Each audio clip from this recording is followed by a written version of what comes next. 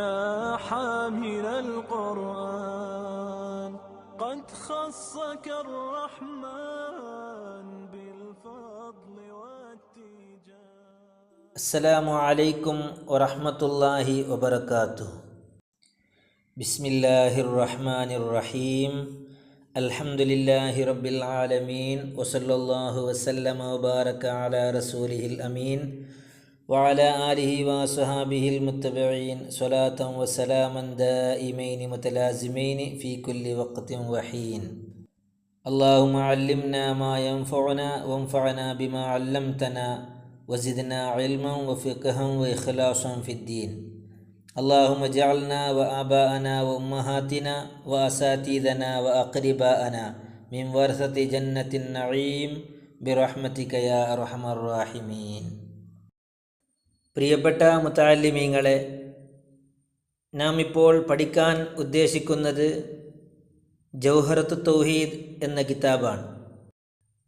അഖീദപരമായ കാര്യമാണ്, വിഷയമാണ് ഇതിൽ ചർച്ച ചെയ്യുന്നത്. അഖീദയിലെ വളരെ പ്രധാനപ്പെട്ട കിതാബുകളിൽ ഒന്നാണ് ജൗഹറത്തു തൗഹീദ്. ഈ കിതാബിൽ 144 ബൈത്തുകളുണ്ട്. അതാണ് ഇതിൻ്റെ ഒരു പ്രത്യേകത. ഇതിലുള്ള മുഴുവൻ കാര്യങ്ങളും ഇവിടെ കൊണ്ടുവരുന്നത് പദ്യത്തിലൂടെയാണ്. ഇതിനെ രചിച്ചത് ഹിജ്റ 1041 വഫാത്തായ ഷെയ്ഖ് ബുർഹാനുദ്ദീൻ ഇബ്രാഹിം ഇബ്നു ഇബ്രാഹിം അൽ-ലഖാനി അൽ-മാലിക്കി എന്ന പണ്ഡിതനാണ്. ഫിഖ്ഹിൽ മാലിക്കി മദ്ഹബുകാരനാണ് ബഹുമാനപ്പെട്ടവർ.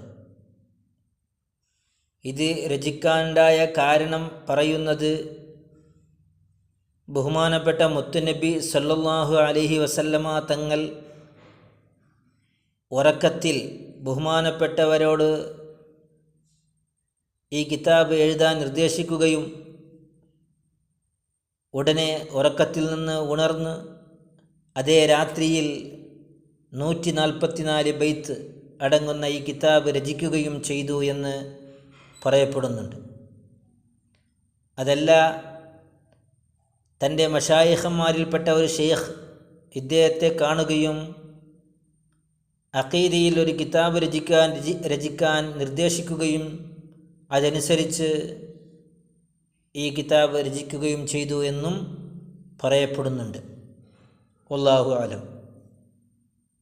ഏതായാലും ഇത് രചിച്ചപ്പോൾ പണ്ഡിതന്മാർക്കിടയിൽ ഈ കിതാബിന് വലിയ ഖബൂലിയത്ത്, സ്വീകാര്യത ഉണ്ടായി എന്നത് യാഥാർത്ഥ്യമാണ്.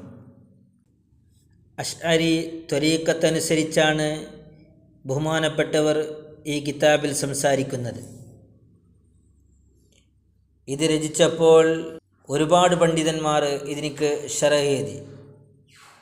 ആദ്യമായി ഇതിനിക്ക് ശറഹ് എഴുതിയത് ബഹുമാനപ്പെട്ട മുസന്നിഫ് തങ്ങളവറുകളാണ്. ബഹുമാനപ്പെട്ടവർക്ക് ഇതിന് 3 ശറഹ് ഉണ്ട്. ഒന്ന് കബീർ, അതിൻ്റെ പേര് ഉംദത്തുൽ മുരീദ് എന്നാണ്. മറ്റൊന്ന് ഔസത്ത്, അതിൻ്റെ പേര് തൽഖീസു തജ്രീദ്. മൂന്നാമത്തത് സഗീർ, അതിൻ്റെ പേര് ഹിദായത്തുൽ മുരീദ്.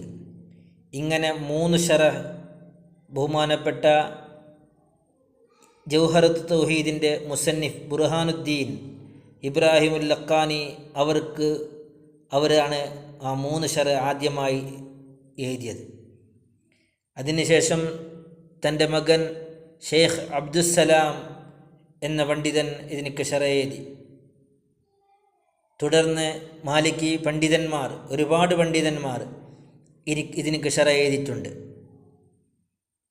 അങ്ങനെ അവസാനം ഹിജ്റ 1250-ൻ്റെയും 300-ൻ്റെയും ഇടയിൽ ഇമാം ബാജൂരി റഹിമഹുല്ല ഇതിനിക്ക് ശറഹ് എഴുതി.